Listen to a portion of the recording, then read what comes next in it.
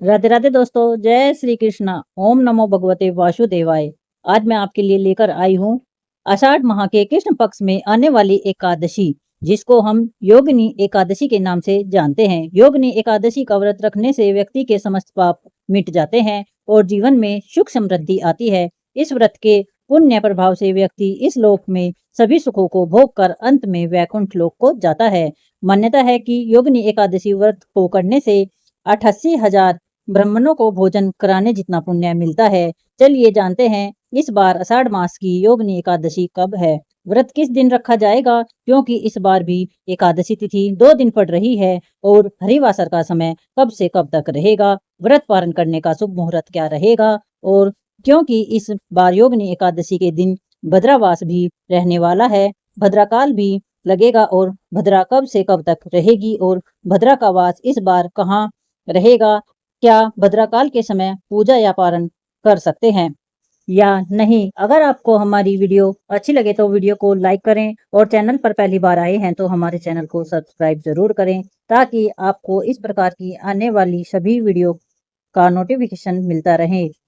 प्यारे भक्तों, एकादशी व्रत के ठीक एक दिन पहले दशमी तिथि के नियमों का पालन किया जाता है और व्रत रखने वाले सभी श्रद्धालुओं को दशमी तिथि के दिन केवल सात्विक भोजन करना चाहिए। सूर्यास्त के बाद अन्न ग्रहण नहीं करना चाहिए। तुलसी के पत्ते भी दशमी तिथि को ही तोड़कर रख लेने चाहिए और महिलाओं और कन्याओं को भी दशमी तिथि के दिन ही सिर से स्नान कर लेना चाहिए, क्योंकि एकादशी के दिन सिर से स्नान नहीं किया जाता, ना ही साबुन, तेल, शैम्पू, टूथपेस्ट आदि का प्रयोग किया जाता है। इन सब के अलावा दशमी तिथि को सुबह और सूर्य अस्त से पहले पहले तुलसी जी में जल भी जरूर चढ़ाना चाहिए और तुलसी के पौधे को ठंडी छांव की जगह में रख देना चाहिए। इस बार एकादशी तिथि प्रारंभ होगी 21 जून शनिवार को सुबह 7:19 से और एकादशी तिथि 22 जून रविवार को सुबह 4:27 पर समाप्त होगी। ऐसे में इस बार योगिनी एकादशी का व्रत 2 दिन रखा जाएगा, 21 जून शनिवार को और 22 जून रविवार को। रविवार के दिन पड़ने वाली एकादशी दूजी एकादशी या वैष्णव एकादशी कहलाएगी। और सबसे बड़ी बात है कि 22 जून रविवार को पड़ने वाली योगिनी एकादशी स्पृशा एकादशी होगी, यानी इस दिन तीन तिथियों का मिलन हो रहा है। ब्रह्म मुहूर्त में एकादशी तिथि पूरा दिन रहेगी और द्वादशी तिथि लगते ही रात के समय त्रयोदशी तिथि भी प्रारंभ हो जाएगी। और हमारे धर्म में त्रिस्पर्शा एकादशी का उतना ही महत्व होता है जितना कि निर्जला एकादशी का या साल की अन्य बड़ी एकादशियों का होता है। अगर आप व्रत रखना चाहते हैं तो 22 जून रविवार के दिन स्पर्शा एकादशी का व्रत रखें। भगवान विष्णु की असीम कृपा आपको प्राप्त होगी। और 21 जून शनिवार को ब्रह्म मुहूर्त सुबह 4:10 से 4:58 तक रहेगा। इस दिन सूर्योदय सुबह 5:46 पर होगा और सूर्यास्त शाम 7:11 पर होगा। अभिजीत मुहूर्त दोपहर 12:01 से 12:55 तक होगा। वहीं गोधूली मुहूर्त शाम 7:21 से 7:41 तक रहेगा और राहु काल सुबह 9 बजे से प्रारंभ होकर 10:30 तक रहेगा। और इस बार भद्राकाल 20 जून शुक्रवार को रात 8:36 से शुरू होगा और 21 जून शनिवार को सुबह 7:19 तक रहेगा। हालांकि इस बार भद्रावास स्वर्ग लोक में रहेगा, तो स्वर्ग लोक में रहने के कारण यह पृथ्वी लोक पर अशुभ नहीं रहेगा। आप पूजा पाठ इस समय में कर सकते हैं। द्वादशी तिथि प्रारंभ होगी 22 जून रविवार को सुबह 4:28 से और द्वादशी तिथि प्रारंभ होते ही हरिवासर का समय भी शुरू हो जाएगा। द्वादशी तिथि का समापन होगा 22 जून रविवार की मध्य रात्रि में 1:21 पर। देखा जाए तो यह 23 जून सोमवार का समय रहेगा। आपको एक बार फिर से बता दें कि 22 जून रविवार को तीन तिथियों का स्पर्श हो रहा है, 3 तिथियों का संयोग बन रहा है, इसलिए यह त्रिस्पर्शा एकादशी भी कहलाएगी। 22 जून रविवार को ब्रह्म मुहूर्त सुबह 4:10 से 4:58 तक रहेगा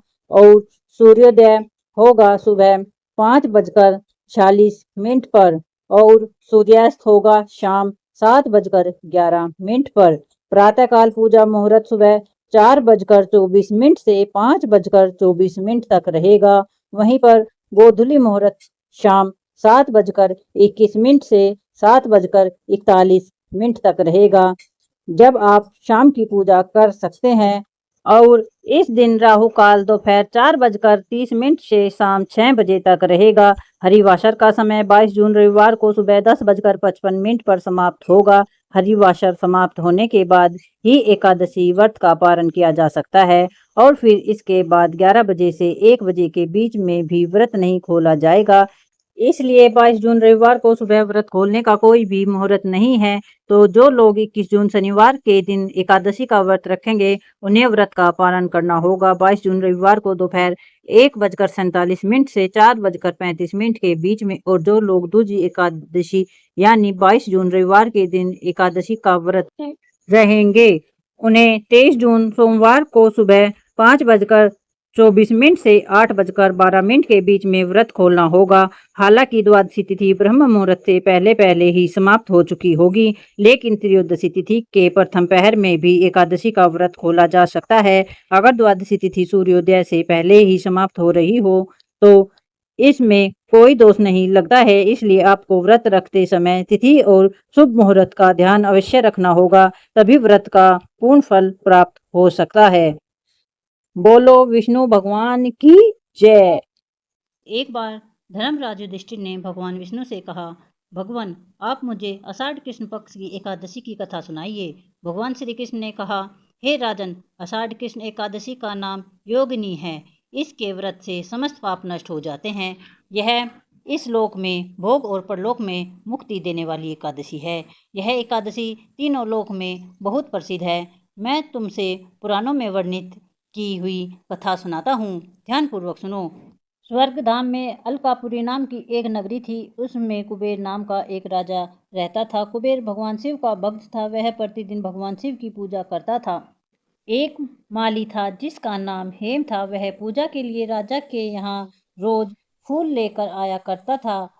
उस माली की विशालाक्षी नाम की एक बहुत सुंदर पत्नी थी।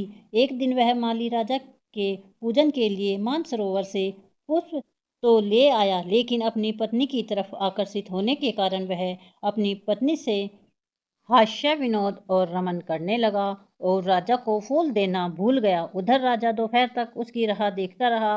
अंत में राजा कुबेर ने अपने सेवकों को आज्ञा दी कि तुम लोग जाकर माली के न आने का कारण पता करो, क्योंकि वह अब तक पुष्प लेकर नहीं आया है। सेवक उसे देखने गए और उन्होंने वापस आकर राजा से बता दिया कि वह माली अपनी सुंदर स्त्री के साथ हास्य विनोद और रमन कर रहा है, इस कारण वह पुष्प लेकर नहीं आया है। यह सुनकर राजा कुबेर को क्रोध आ गया और उसने क्रोध में आकर उस माली को बुलवाया।